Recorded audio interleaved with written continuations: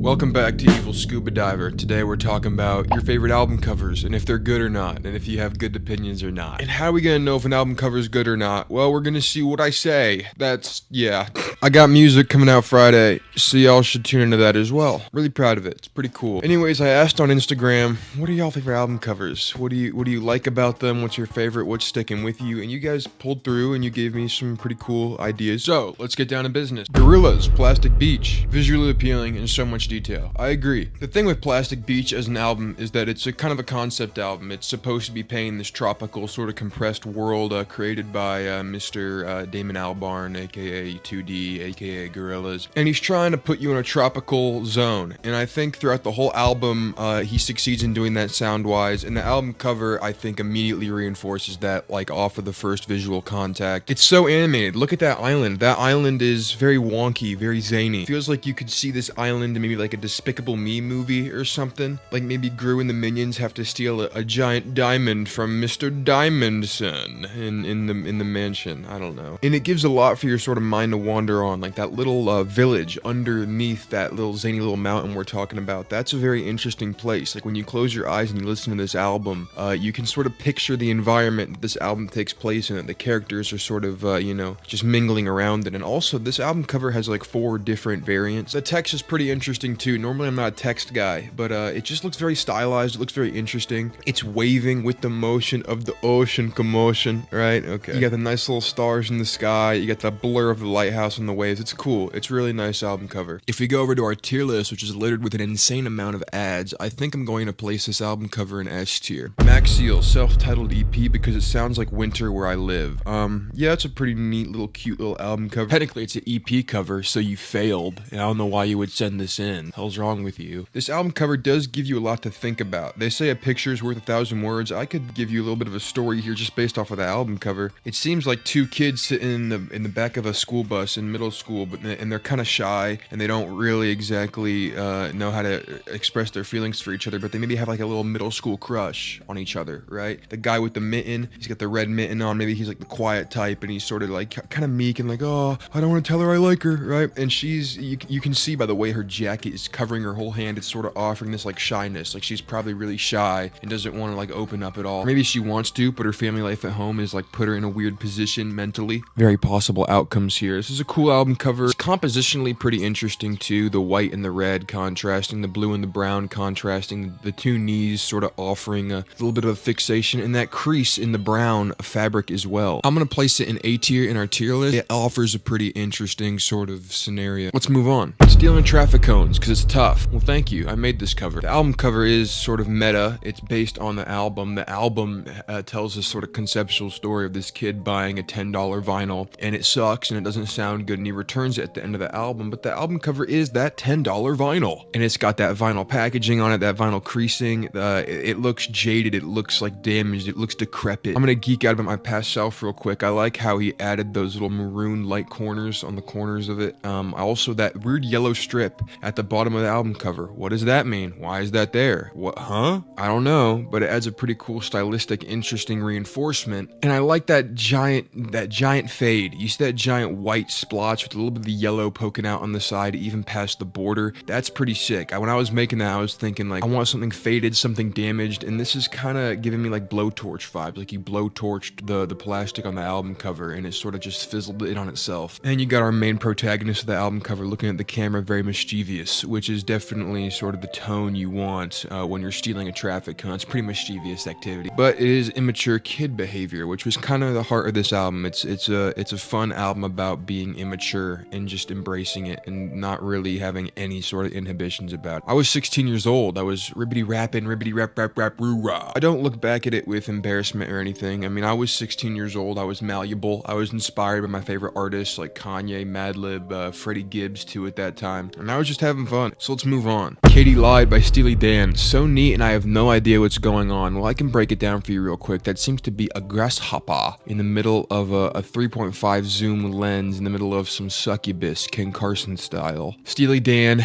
text is black. Katy Lied texted white. Yin and Yang. This kind of has that old school haze. I don't know what that white and black little dongle thing in the back is. It looks like a plumbus. Kind of just hanging there in the background. It kind of matches with the text though, because the black part matches the Steely Dan, the white part matches the title. The grasshopper's looking you straight in the face. His antennas are wiggling. There's some motion in there. The blur in the background of just the brown and the dark green. It's interesting enough. I don't know, not too much to say about it. It's not breaking the bank or anything. I'm gonna put it on the tier list. With the other album, I forgot to do Stealing Traffic Cones in the tier list actually. Hold up. I'm gonna put Stealing Traffic Cones.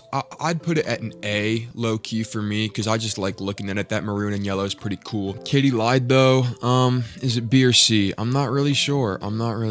I think we're gonna go B tier with it for now. If I feel insecure about my opinion, I might change it. Next album, In Rainbows, so iconic and beautiful while also showing the title and band name front and center. Yeah, it is a pretty mystical looking one. The thing about the title and the band name front and center though, I don't know. I was always under the opinion that if a title and the band name is front and center, it kind of takes away from the fact that it is like sort of supposed to be like an art canvas painting sort of thing, album art. Like I picture album covers being on the same echelon as like famous paintings hung in museums probably 150 years from now, right? And I feel like you have the band name and the album title front and center. It kind of takes away from the fact that the album art is art. You know what I mean? Like if the painting is good enough, if the art is good enough, you don't need to slap your sticker on it. You know, the Mona Lisa doesn't have Da Vinci written like on the top in like all bold Arial text or something. As for In Rainbows though, they do a really interesting thing with the title, the band name, etc. Because the In Rainbows, I mean, look at that text. It's spaced apart. You got glitches in there. You got weird stuff. It kind of reminds me of the same way you would hear like those drums on 15 Step, like kind of glitchy. That's kind of what this text reminds me of. Also, that giant sun exploding in the back as you're floating through space. That could mean a lot of different things. It paints a lot of different things for me musically. That could be a very slow-mo explosion where it expands in sort of a cosmic, sort of ethereal sense, and that could be painting the vibes of Nude or House of Cards on the album. Or if you want to speed the process of that sun blowing up even faster, if this picture has a little bit more motion to you, that could be a perfect representation of Body Snatchers, just a sun exploding in your face. And also, maybe it's not talked about, but on that first third of the album cover, that first column third, there's that little blue line, there's that little blue wisp that comes down the album cover. I think if you remove that, it wouldn't be as impactful. It adds sort of an interesting contrast to that giant bright red, orange, yellow mass. And it adds like a wispy nature to the album cover that sort of emulates the beauty of the album sounds almost, right? If it was just an explosion, paint in your face, it'd be whatever, but it's almost like a lens flare, right? So it's like you're looking at it from a cinematic point of view. So it adds like a cinematic aspect to the actual album cover. And no two colors of the text are the same, which is pretty cool too. So let's put that on the tier list. I'm feeling pretty firmly, we got that in S tier, low key. I don't like front loading S, but that's just how I'm feeling on that one. Next album, Donda. Yeah, that's a black square. As weird as this album cover might be, I'm not actually hating it. I actually think it's a pretty interesting stance for Kanye to take, releasing this whole giant, monumentous, stark 1 hour, 30-minute album as just a black square album cover. Because how do you sum up Donda? How do you sum up those listening parties, those experiences, those stadium sessions where he's wearing all black, where the people are walking around him like ants in a little death spiral? How do you sum up the starkness of a song like Okay Okay, but then Come to Life, and then Off the Grid? How do you do that? How do you sum it up in one giant swoop, but also make it Kanye and avant-garde, an album cover that people would get like talking about? I think the black square is honestly kind of the perfect way to encapsulate that, no matter how controversial and how kind of, bad it might be. Because it's not an album cover, it's just a black square. But then again, it makes us talk about if it's an album cover or not, which is intriguing. That's artistic. You know what I mean? It's like, oh, is this art? It pushes the boundary in a way that, yeah, we can expect from Kanye, but in a way that was like almost like too much. It's like, oh, come on. It's just void. You know what I mean? It's just void. It's up to your imagination. It's like that meme of the Kanye releasing an album where there's no sound and you have to imagine the music, and it's hailed as like a genius move. I legitimately kind of think that, but for this, if it was the Donda with Child album cover, it wouldn't hit the same. Listening to Off the Grid while staring down that bright, like green, white, red looking canvas, that wouldn't be the same. I think maybe Believe What I Say, sure, but this album is stark and dark, and I think, yeah, just black is fine. Let's do it. It's provocative. It gets the people going, you know? Controversial, sure, but I'm gonna pop that in A tier because it's a risk.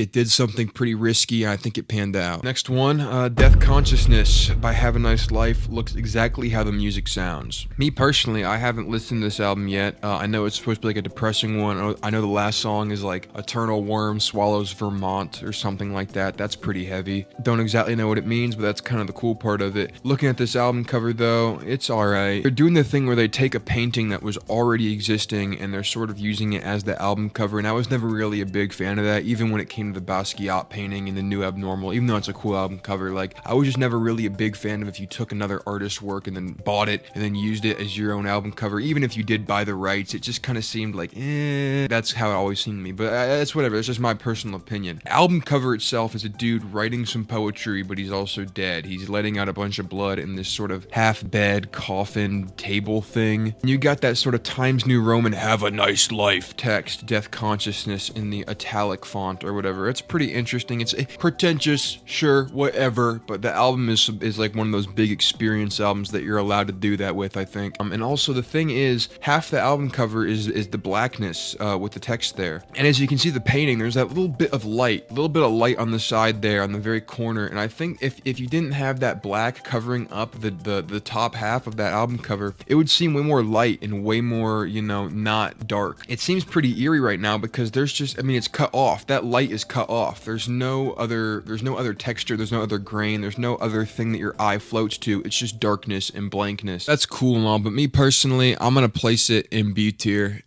It's not like, yeah, I think it lays in the same level with this one. Like, I look at both of these from far away, I'm like, yeah. Next album, Brat for simplicity and as a symbolism of the rise of imperfection as an art form. Me, I like this album cover for a different reason. I like it because it had the goal to try and be iconic, and then it won. Like, it did a home run swing, Babe Ruth. It is iconic now. That lime green was everywhere. That Brat text is still used everywhere. It's Arial, it's blurry, it's lowercase. I think if the B was uppercase, it would lose its touch, but the fact that it's just like Brat, I mean, that just really adds a lot to it. It's almost like the version of being nonchalant, but in Charlie XCX's girl world. You know what I mean? I think it really works out. And also the fact that all the albums in her discography now are just the text and the other colors as well of her album cover emulating sort of the Brat formula with the cover. I think that's pretty interesting too. It makes it more than just a cool cover. It makes it like an era of Charlie's artistry. And also the fact that the Brat cover is changing itself. Like right now it's like forever with like a heart symbol. That's pretty interesting. But really the novelty of this album cover lies in the fact that it knew what it was trying to be and it completely hit it. Like if this was like a cringy thing, like what are you trying to do, Charlie? That would be existential. But it's a simple idea and it's just executed too well. The lime green is just distinct. The text is distinct. It's distinct in very simple ways that makes it iconic. Let's go top of S tier. It's like Dark Side of the Moon, but for people who like to be a little bit fruity sometimes, you know, and emulate that in 2024, 2025 summer Brat era, Brat awesome. I think that's dope. I think it succeeded. So let's move on. Anchor by Zamuto.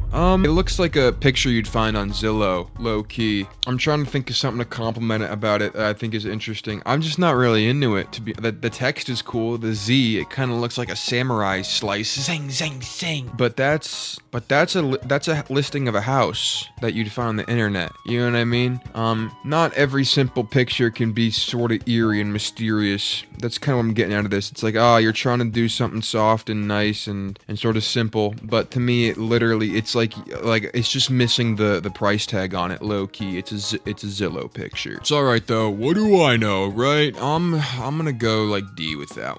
I'm gonna go C with it. Because it's not like god awful. Next one we got is Undergrowth by Lil Dusty. Let's just, yeah. Boop, boop. All right. Pushing Daisies by Julie. Yeah, this is sick. This is cold. This is emo. This is very anime kawaii. Sorry. I like that text, the confirmation of entry dispatch. And the yellow and the teal sort of match with other parts of the album cover. The album cover is mostly that teal, so it matches automatically. That yellow is sort of matching with that little yellow thing at the top there. Like a hand-drawn girl with some hand-drawn flowers, and that little koi pond that is all interestingly saturated and weirdly sort of programmed in there. There's a cat in the background too. That's a cat. I thought that was just texture. That's a cat. Okay, that's pretty interesting. The tape adds texture too. This is just full of texture. The only thing that's taking points off it for me is the 5 pushing daisies. I don't know why and it's Arial, all lowercase, and it's 5 times, and it's all out of sync. That's just not a good choice to me. I don't know. That's me personally. But the rest of the album cover's sick. Pretty baroque as well. Pretty interesting. Let's tier list it. I'm gonna slap that top of B tier personally. I think that's pretty cool. I'm only placing it in B tier not because it's like mid or anything, but because the vibe it's giving me is very niche. It's like the cold emo whatever, and it does a good job at it, right? But I like this stuff above it more vibe wise. Next album, Ice House, Man of Colors. It emulates the music good. I don't know, man. That doesn't look good at all. Ugh.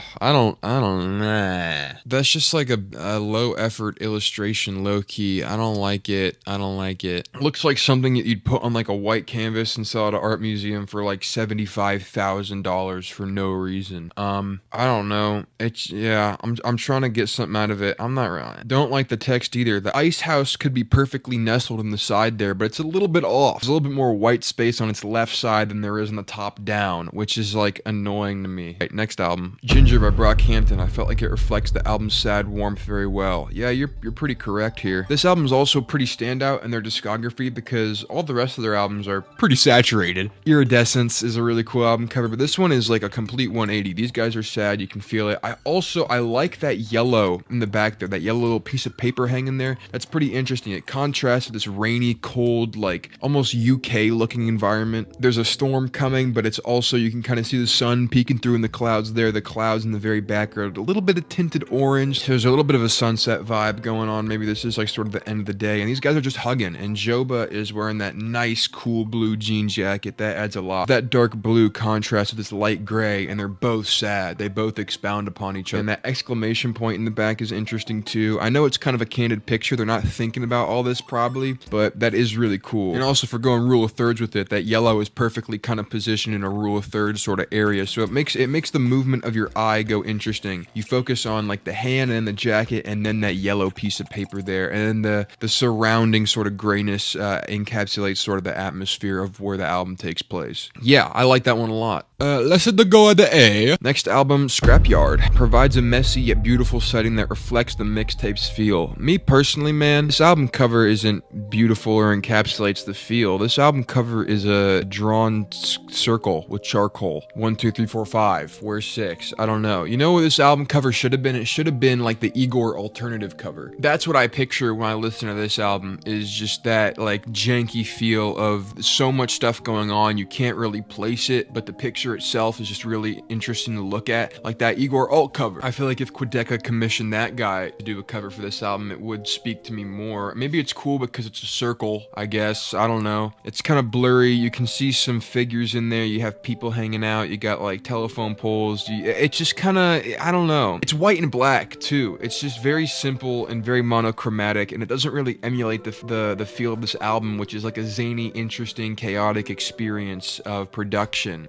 This just seems just too simple for me. It's actually not that great when I think about it too much, because the 1, 2, 3, 4, 5, that doesn't even mean anything. I mean, it kind of means there's like 5 EPs or whatever rolled into a Scrapyard series, but he only released 3. I don't know. It's just weird to me. You could have done something cooler. Me personally, dude, I'm dropping it C tier. Hate me all you want, brother. I would go B tier, but the fact the album is so good and the album cover just doesn't really emulate the grandness of it, I'ma drop it C. That'll get him going. That'll get the quad heads commenting. Next album, Vespertine by Bjork. Such a mystical vibe to it. The colors perfectly match the music too. There's no colors in this thing. There's not one color. It's black and white, which is 2 colors. But it is pretty cool compositional wise, I will say that. Those pebbles, which I thought were raindrops at first, adding that sort of blackness contrast to this pretty light white album cover, that adds a lot. If those pebbles weren't there, this composition would fall flat on its face. It'd be too gray, it'd be too samey. Also, the position of the pebbles sort of rotate around Bjork there, making the eye sort of fixate towards the center of the album cover, which has a swan sort of illustrated over top of it too, which is interesting enough. A lot of stuff going on here. She's wearing a swan. There's a swan drawing. Her face is looking very interesting and sort of erotic, sort of like the nature of the album. She's probably, you know, feeling something there. Pebbles, the text, it's all there, but it's not like taking up each other. They're not stacked on top of each other. They all take up a certain space. You can see Bjork's face pretty nicely. You can see the goose or the swan pretty nicely. You can see the pebbles nicely. Nothing's getting in the way. I think that's really the feat of this album cover. There's so much in it, but nothing's getting in the way. way. Also, the graininess of the sand and the pebbles, it kind of emulates the micro production of this album too. How like all those little ticks and sounds sort of swoop through the album experience. That's what it reminds me of visually, which matches the Sonics, which is cool, and that's a number on the board. Shing. I like S tier with it. Honestly. It's just cool to look at from far away too, you know? Next, Herbie Hancock Headhunters. It perfectly captures the weird alien vibe. I love that contrast though, that yellow and red against that purple and blue. That's really, really intriguing to look at. His face is a compressor. Is that a capo as well? It looks like a drum. I'm not even sure what that head is, but it's interesting. Also, the band in the back is staring you down. That one guy looks like he's having a pretty good time. Text too is interesting. I don't know why the top one is pink. That's kind of throwing me off. It doesn't match with anything else, but the text style is pretty cool. It reminds me of like some Geometry Dash level decorations, which is like the most autistic thing I could possibly say. But that's what I'm getting out of it, man. And the keyboard takes up the whole bottom rung of the album cover, so it adds a nice little sort of undertone thing that kind of makes it compositionally interesting, kind of like stealing traffic cones. Yeah, not bad at all. I'ma check it ahead to hunt it into AIT. What the hell? Next album, the latest Paramore record is really insane. I love how hazy it looks and the smushing. They are smushing. Me, I was never really a big fan of this cover, to be honest. It kind of gives me nepotism vibes. I don't know if that even is understandable at all. I don't even know if you guys will get that, but it just does. Like the backlighting and the fact that the background's all gray, it seems like they took this picture in a studio or a hangar and they had like production value behind it, and that just gives me the ick. I like the water driplets though, the drippy drops on there. It's like fogged up. It's weird. They're smushing on a wet piece of glass. They're wearing interesting stuff. It's kind of, you know, not gothic. It looks like they're wearing silk, like uncomfy clothing. I don't know. The issue I have with this album cover is just it looks like they're trying to make an album cover. And I guess that's the point, you know. Everybody lean in on 1, 2, 3. It's not what I like about. I don't know. I'm not a big fan. The text being spaced is pretty cool because, you know, the white cream color over the shadowness of their skin, you know, it really pops out. It's interesting enough. It's not blowing me away. That's gonna be going B. And I'll be right back. I gotta use the restroom. Next album, we got Blonde. Yeah, this is a great cover, man. This is the depression album of the zeitgeist of Gen Z, of Gen X. It's gonna go down in history as that, probably. And this album cover really sort of encapsulates it, man. Frank Ocean is sad. That green haircut is really nice. It adds a little bit of splash of color to this whole monochromatic thing. And he's putting his hand over his face. He's crying in the shower. It's the cliche sadness sort of trope. The E of Blonde is not on the cover, but it is in the album title. What does that mean? Is Frank on his feminine side or his masculine side? I don't really know. I do like the gray sort of filler outline there. If you really look at that gray, there's a texture there. There's like a cardboard fabric quality to it. Looks interesting. Frank has a bandage on his finger. He hurt himself. I hope he's doing better. We don't really need to yap about that one too much. I think that's solid ass. And last cover, Air Defense Searching, the single by Scuba Diver, which is me, which comes out Friday. It might already be out if you're watching this. That is a cool album cover. Yeah, made it myself. Pretty cool. Sunset vibes, very nice. Air Defense. You got that exclamation point there. What does that mean? There's danger. Something's approaching, but it's a very wistful, beautiful vibe at the same time. Got a little searching spiral up in the corner, and man, it's just cool to look at. I like everything going on here. I like the illustration vibe, the little flower there. It's cool. The gradient of red to yellow is really nice. The clouds, the air. I like it a lot. And since I like it a lot, I'm going to put it in D tier because I don't really have pride in any of the work I do, including that album as well. So thank you for watching. That's my opinions on your opinions on album covers, and I will see you later.